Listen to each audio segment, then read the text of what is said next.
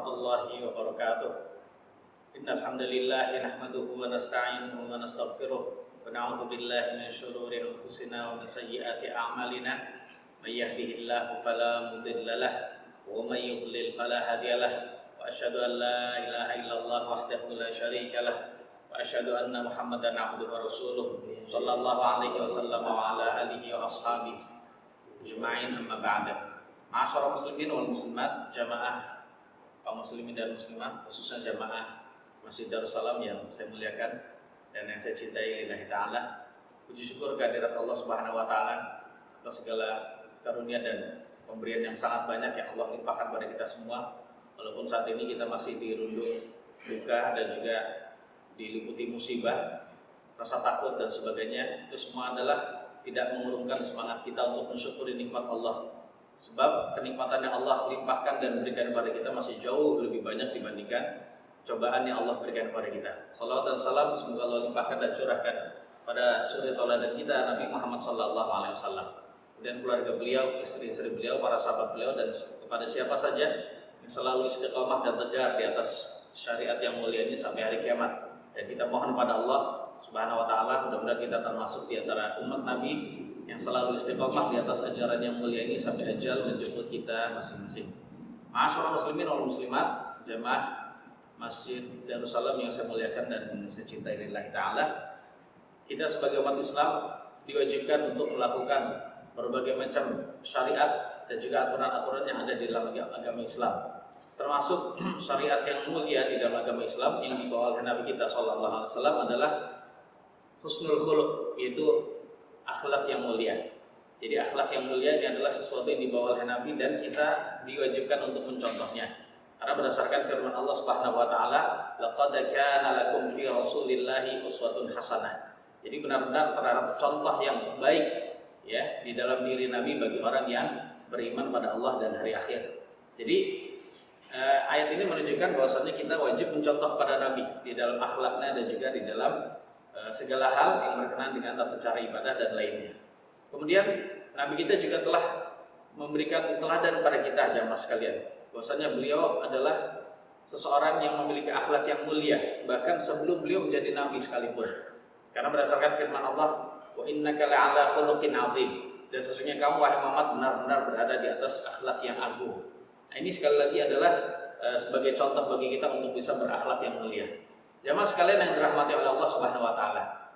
Dalam masalah akhlak yang mulia, ya, Nabi kita sallallahu alaihi wasallam telah memberikan motivasi kepada kita juga. Selain kita diperintahkan untuk menirunya, kita juga diberikan motivasi agar kita meniru beliau, meniru agar kita menjadi orang yang berakhlakul karimah.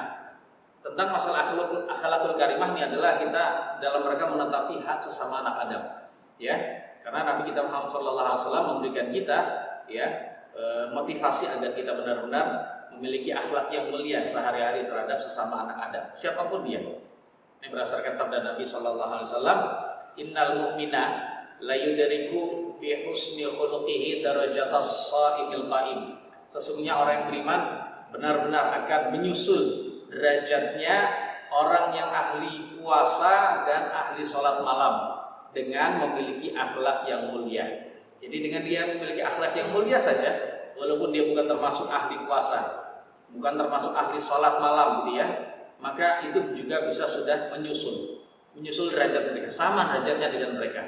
Terlebih lagi dia berakhlak yang mulia dan juga memiliki ya, rutinan di dalam masalah ibadah yang mulia itu tadi. Siangnya rajin puasa sunnah, malamnya rajin salat malam, maka saat itu tentu saja lebih mengungguli orang-orang yang memiliki amalan ibadah puasa sunnah dan juga salat malam, namun ternyata akhlaknya kurang. Seperti itu jamaah sekalian yang dirahmati oleh Allah Subhanahu wa taala. Dan juga hadis yang lain memotivasi kita jamaah sekalian ya. Jadi intinya hadis itu menunjukkan bahwasannya ternyata akhlak yang mulia adalah termasuk suatu amalan yang sangat mulia. Ini benar-benar bisa mengatrol derajat kita sehingga menyamai derajatnya orang yang ahli ibadah itu.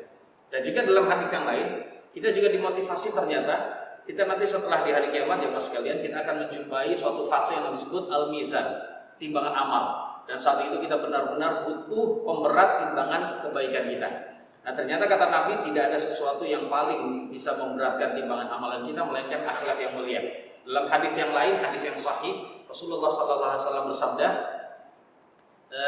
"Ma min syai'in athqalu fi mizanil 'abdi atau fi mizanil mu'mini yaumal qiyamati min husnil khuluq."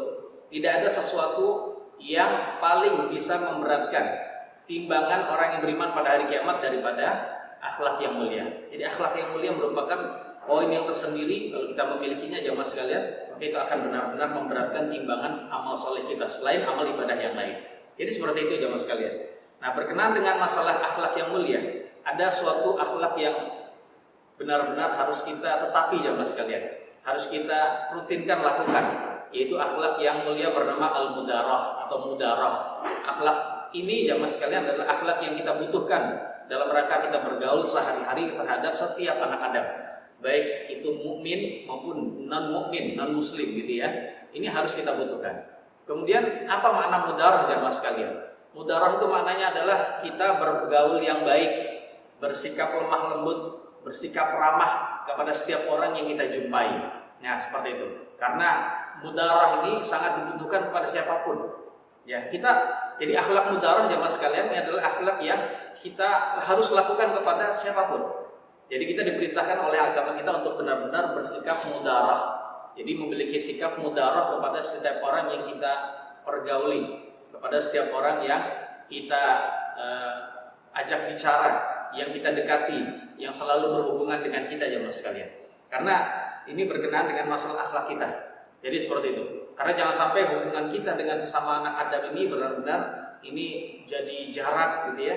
Kemudian bermusuhan, kemudian ada saling kebencian dan sebagainya, adalah sesuatu yang benar-benar sangat tidak diinginkan oleh agama Islam. Jemaah sekalian yang dirahmati oleh Allah Subhanahu wa taala. Tentang masalah mudarah ini itu telah dicontohkan oleh Nabi kita yang mulia, Nabi Muhammad sallallahu alaihi wasallam, bahwasanya beliau adalah orang yang pertama kali melakukan mudarah jemaah sekalian. Jadi beliau tidak segan-segan mencontohkan ya kepada kita sikap mudarah. Jadi suatu ketika jemaah sekalian, Nabi SAW melihat istrinya bermain dengan anak-anak kecil gitu ya. Kemudian anak-anak kecil gitu setelah datang Nabi, anak kecil itu ngumpet karena takut ya dengan Nabi kita SAW. Kemudian Nabi setelah tahu anak-anak itu ngumpet, Nabi menyuruh mereka keluar. Udah keluar saja, keluar kamu. Keluar nggak masalah. Ternyata Nabi adalah orang yang lemah lembut. Jadi tidak bersikap apa? Tidak bersikap keras kepada temannya istri-istri Nabi. Ya, temannya istri-istri Nabi. Karena saat itu anak-anak kecil itu main dengan apa? Dengan permainan anak kecil gitu. Permainan anak kecil gitu ya. Kemudian ketika Nabi SAW datang, ya Nabi membiarkan mereka main di situ bersama dengan istri-istri Nabi, dengan istri Nabi SAW. Dan juga suatu ketika jamaah sekalian, Nabi kedatangan seseorang yang akhlaknya buruk sebenarnya. Akhlaknya buruk di suatu keluarga atau di suatu kaum gitu ya. Dia mau minta izin masuk ke rumah Nabi. Ya, assalamualaikum gitu ya. Kemudian Nabi tahu itu ada yang datang. Yang datang itu adalah orang yang akhlaknya buruk. Kemudian Nabi SAW bersabda, "Bi'sa binul ashirah." Orang ini adalah anak dari keluarga si A yang buruk. Orang ini adalah anak dari keluarga si A yang buruk. Nah, gitu ya. Kemudian setelah Nabi izinkan dia masuk, ya Nabi ngomong gitu jamaah sekalian. Jadi Nabi tahu berarti akhlak dia adalah tidak baik. Kemudian setelah itu Nabi mengizinkan dia masuk, bicara dengan Nabi. Ternyata apa jamaah sekalian? Nabi bilang pertama dia akhlaknya buruk, namun ternyata Rasulullah SAW berkata yang lemah lembut, kata Aisyah radhiyallahu anha. Jadi berkata yang lemah lembut terhadap dia. Karena itulah sifat pemimpin yang baik jamaah sekalian. Sampai Aisyah radhiyallahu anha itu terkagum gitu ya. Wahai Nabi, setelah si laki-laki itu pergi, wahai Nabi, engkau tadi berkata begini dan begitu tentang laki-laki itu. Kemudian setelah berbicara kepada dia, engkau melembutkan ya ucapan engkau. Ini kenapa wahai Nabi? Kemudian Nabi kita SAW bersabda bahwasanya, ya Aisyah, inna syarran nasi manzilatan ya'indallahi man tarakahun nasu ittiqa'a fuhsyihi. Wahai Aisyah, sesungguhnya manusia yang paling buruk kedudukannya. Sesungguhnya manusia yang paling buruk kedudukannya di hari kiamat di sisi Allah adalah orang yang ditinggalkan oleh orang lain karena takut keburukannya.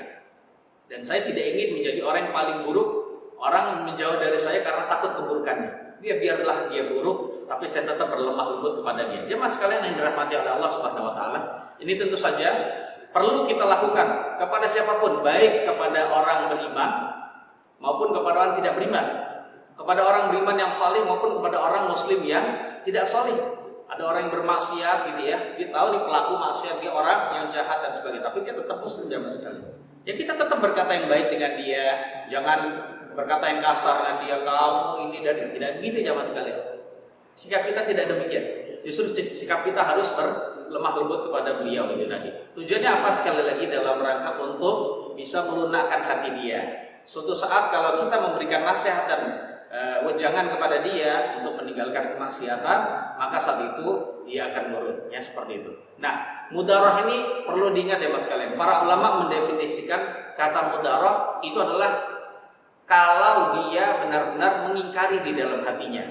Jadi artinya dalam hati kita tetap mengingkari perbuatan dia. Ini pelaku maksiat, saya nggak suka dengan perbuatan dia, nggak suka dengan perbuatannya dalam hati. Tapi dalam lisan kita berkata yang baik. Ini bukan termasuk sifat munafik ya mas kalian. Jadi bukan termasuk sifat munafik. Jadi hati kita sebenarnya nggak suka dengan perbuatan dia, nggak suka mungkin dengan mulut dia yang mungkin selalu kotor ngomongnya gitu ya. Tapi ketika berbicara lemah lembut kepada dia, inilah yang dianjurkan oleh Nabi Shallallahu Alaihi Wasallam dan dicontohkan oleh beliau alaihi salatu wassalam. Jadi seperti itu jadi. Jadi ini dalam rangka untuk benar-benar bisa menjalin hubungan dekat kepada siapapun, termasuk kepada keluarga kita jamaah sekalian ya, kepada keluarga kita. Kita sebagai hamba Allah Subhanahu Wa Taala, khususnya sebagai kepala rumah tangga, begitu juga kepada sebagai wakil kepala rumah tangga itu ibu-ibu gitu ya. Ini harus bersikap mudarah kepada anggota keluarganya. Semua itu dalam rangka apa? Dalam rangka suatu saat kita memberikan nasihat pada anggota keluarga kita bisa diterima. Mungkin kita tidak suka dengan perilaku anak kita, tapi kita tidak bisa berkata yang buruk terhadap mereka. Kita harus bersikap lemah lembut agar suatu saat kita benar-benar bisa memasukkan nasihat kepada dia yang baik-baik dan dia bisa menjadi hamba Allah yang menerima kebenaran itu, bukan termasuk hamba Allah yang sombong itu tadi. Dan ini dicontoh oleh sebagian sahabat Nabi Shallallahu Alaihi Wasallam, yaitu beliau pernah berkata kepada istrinya.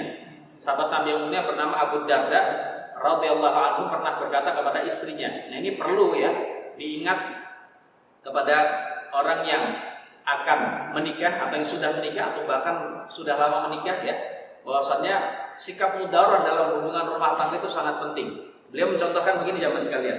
Dia berkata kepada istrinya, "Idza ghadibtu faraddini."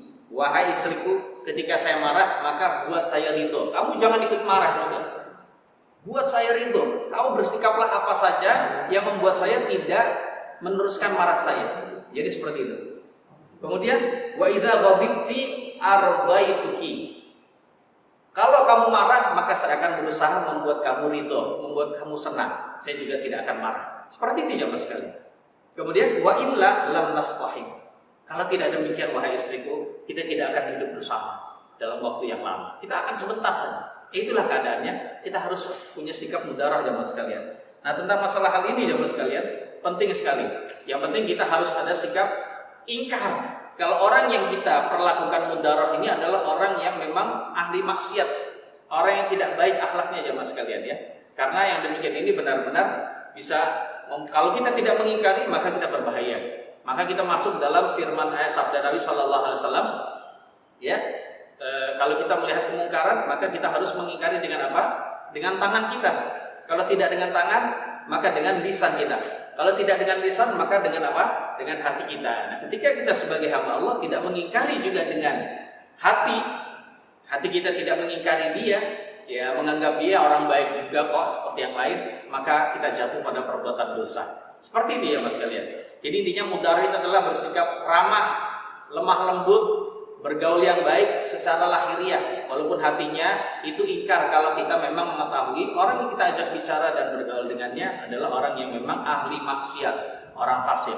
Nah di sana ternyata ada sikap yang mirip dengan mudarah yang bernama mudahanah jamaah sekalian. Nah sikap mudahanah ini adalah mirip seperti tadi, bersikap lemah lembut, ya. Kemudian apalagi istilahnya mudahanah itu sikap lemah lembut, berkata yang baik gitu ya. Namun ternyata tidak ada pengingkaran di dalam hatinya terhadap kemaksiatan yang dilakukan itu. Jadi intinya kata mudahanah itu adalah bergaul dengan orang fasik, pelaku maksiat dengan bergaul yang baik itu tujuannya adalah untuk bisa mendapatkan dunia dia. dan tidak mengingkari kemaksiatan yang ada pada dia. Ini adalah disebut mudahanah. Bahasa kita adalah menjilat ya mas sekalian. Nah ini adalah perbuatan yang benar-benar menjadi salah satu ciri dari sifat munafik. Jadi seperti itu ya mas sekalian. Jadi salah satu ciri dari sifat munafik itu adalah tidak mengingkari kemaksiatan yang ada. Wallahu a'lam bishawab. Semoga Allah memberikan kita benar-benar taufik untuk bisa mengembangkan akhlak yang mulia pada diri kita. Karena jemaah sekalian, akhlak yang mulia itu perlu kita kembangkan. Apalagi akhlak yang mulia berasal dari lisan kita. Ya. Terkadang orang melihat dia tidak baik, langsung kita ngomongin nggak baik. Nah ini perlu kita belajar seumur hidup ya. Kita tidak sabar sehingga kita berkata yang buruk, berarti kita tidak melaksanakan akhlak mudarah ini. Jadi hendaknya kita memiliki akhlak mudarah. Hati boleh mengingkari jemaah sekalian. Hati boleh melaknati kemaksiatan dia.